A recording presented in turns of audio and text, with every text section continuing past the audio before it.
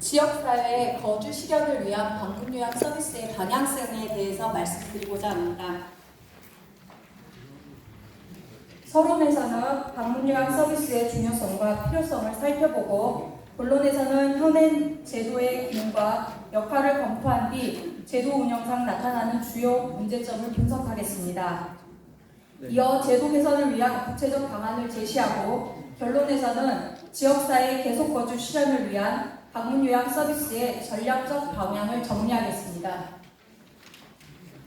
노인들이 자신이 살던 거주지역에서 존엄하게 삶을 이어갈 수 있도록 하는 것이 바로 지역사회 계속 거주 AIP의 핵심입니다.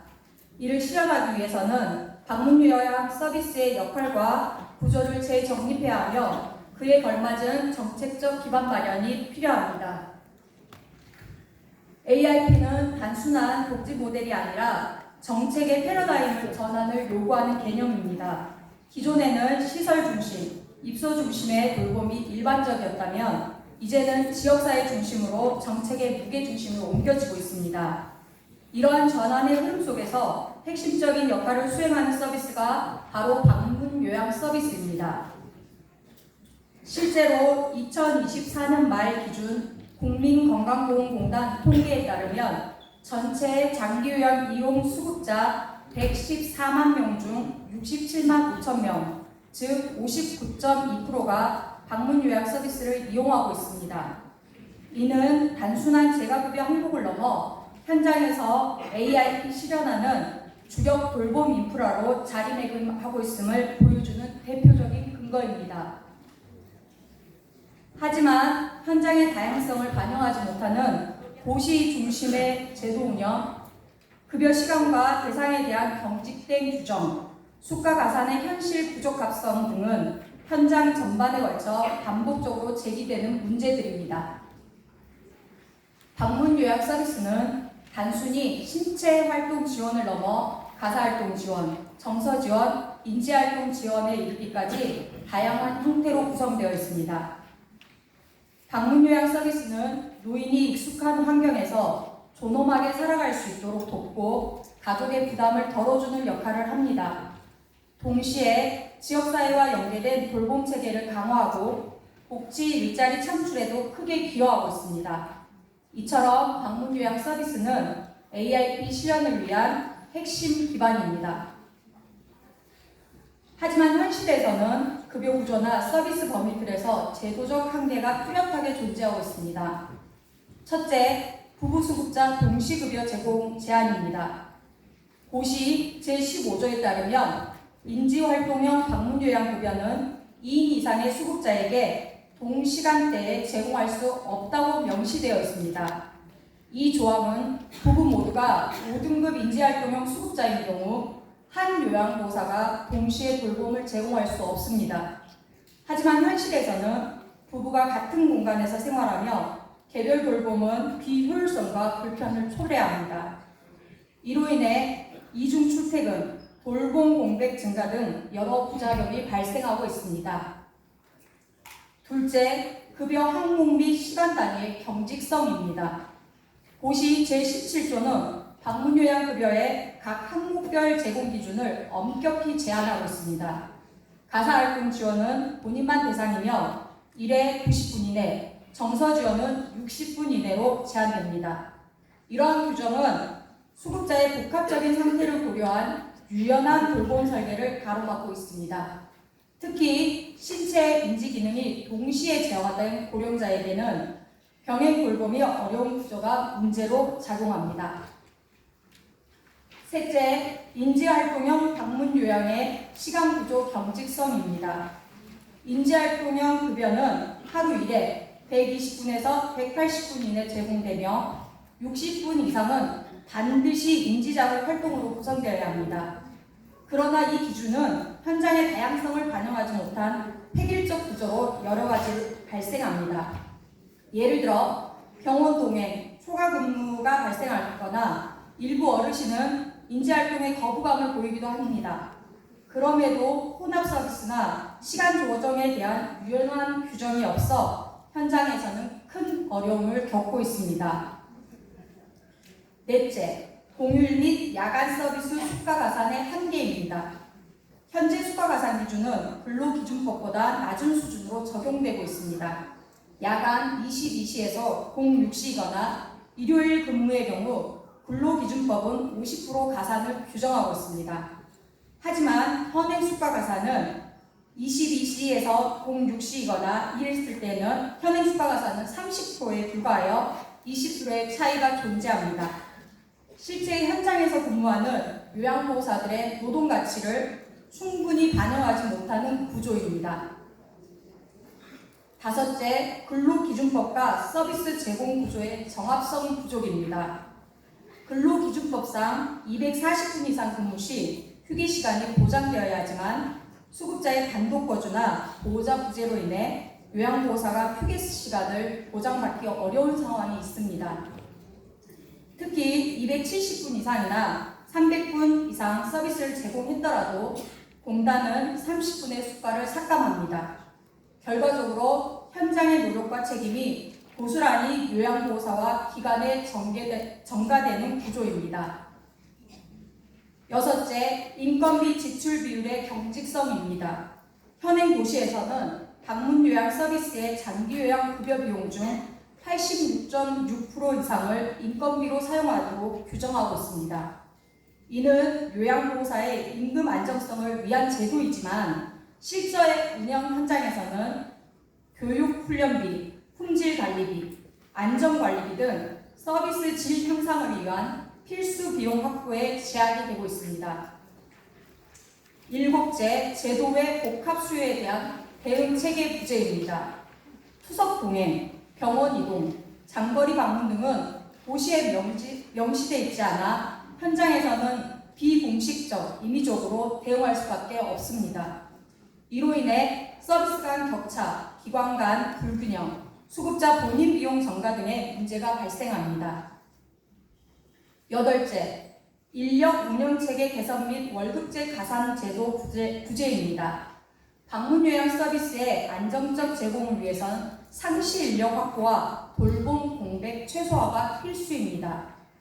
공단은 요양보호사의 월급제를 권장하지만 제도적, 재정적 요인이 부족해 실제 운영은 저조하며 제도적으로 인력 운영의 안정성과 서비스 연속성을 제대로 뒷받침하지 못하고 있습니다.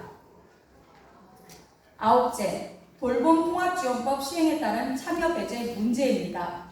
현재 복지부가 추진 중인 시범사업에서는 국민건강보험공단이 중심 운영체제로 참여하면서 재가기관의 참여가 제한되는 현실이 벌어지고 있습니다.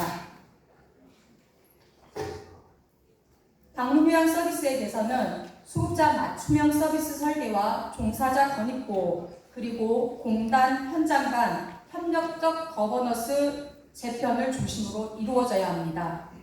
하지만 ARP 실현의 핵심 수단이 방문요양 서비스는 현행 도시가 현장의 다양성과 유연성을 충분히 반영하지 못하고 있는 한계를 안고 있습니다. 이에 따라 총 9가지 정책 개선 방향을 제안드리고자 합니다. 첫째, 제15조 개정. 부부수급자 동시급여 제공 허용 등 유연화가 필요합니다. 동일 가정 내 부부 5등급 인지활동형 수급자에 대해서는 예외적으로 동시급여를 허용해야 합니다. 특히 인지활동형 급여는 집단적 활용이나 교차 제공 방식 등을 통해 유연하게 운영할 수 있도록 조정되어야 합니다. 둘째, 제17조 개정. 급여 항목 간 통합 및 복합 서비스 제공을 허용해야 합니다. 급여 항목 간의 유기적 제공이 어렵다는 문제는 서비스의 질을 져야 합니다. 신체활동, 정서지원, 가사활동 지원을 통합 제공하는 모델로 개편하고 일정 시간 범위 내에서 서비스 규정을 자율적으로 선택할 수 있도록 해야 합니다. 셋째, 제17조 사항 보완. 인지활동형 급여의 현실 반영 및 시간 구조 유연화가 필요합니다. 인지활동형 급여의 경우 시간 구조가 지나치게 경직되어 있어 수급자의 일상생활 지원과 병행이 어렵습니다. 수급자의 특성과 욕구에 따라 일반 방문 요양과 인재활동형 급여 중 선택할 수 있도록 하고 혼합 서비스 제공의 횟수 및 조정 등을 통해 유연한 시간 구조를 마련해야 합니다. 넷째, 제20조 개정, 공휴일 야간 근무에 대한 수가 가산 현실화 및 형평성 보완이 필요합니다. 현행 가산 기준은 근로기준법 수준에도 미치지 못해 현장의 요양보호사의 노동 가치를 충분히 반영하지 못합니다. 따라서 근로기준법 수준의 처우를 보장할 수 있도록 수가 체계를 개선하고 이를 통해 서비스의 지속 가능성과 돌봄 인력의 안정성 유지를 위해 개선되어야 합니다. 다섯째, 근로기준법 서비스 제공 구조 간 정합성 확보 및 수가 삭감 문제가 해소되어야 합니다. 근로기준법상 휴게시간과 현장 상황 간 불일치로 인해 기관과 요양보호사 모두가 부담을 떠안고 있습니다. 요양보호사의 책임 범위를 넘어서는 불가피한 상황으로 인해 수가 삭감 기준을 재검토하여 현장의 노력이 정당하게 보상받을 수 있게 해야 합니다. 여섯째, 제11조 2 개정, 인건비 지출 비율의 경직성 개선이 필요합니다. 인건비 비중의 경직성은 복합 수요 대응을 위한 인력 확보, 품질 개선을 위한 교육, 관리, 시설 개선 등 필수적 비용이 억제되면서 서비스 품질 향상에 노력마저 제약되고 있습니다. 이에 따라 인건비 중심 규제에서 품질 책임과 관리 역량 중심의 유연한 운영비 구조로 전환해야 합니다. 일곱째, 고시외 대응, 복합 예정 사항에 대한 표준 매뉴얼과 긴급 대응 체계 마련이 필요합니다. 투석 동행, 병원 외래, 장거리 이동 등 특수 돌봄 상황에 대해 비용을 인정하는 유연한 기준이 요구됩니다. 또한 추가 수가가 적용될 수 있는 보완적 가산 체계를 제도화해야 하며 지자체와 지역 돌봄센터가 연계된 긴급 대응 체계도 구축되어야 합니다. 여덟째, 인력 운영 체계 개선 및 월급제 방문 요양보호사 가산 제도 신설이 필요합니다. 월급제 요양보호사 운영기관에 대한 실질적 재정 지원이 필요합니다. 일정 기준을 충족할 경우 추가 수가 가산을 인정하는 긴급 대응 가산 제도를 마련해야 합니다. 이러한 인력 운영 체계 개선과 재정 지원 장치가 병행될 때 기관의 인력 안정성 확보, 서비스 연속성 유지, 복합 수요 대응 역량이 실질적으로 향상될 수 있습니다. 아홉째, 2024년 제정된 돌봄 통합지원법의 취지에 부합하도록 재가장기 요양기관의 제도적 참여를 보장하는 정책적 보완이 필요합니다.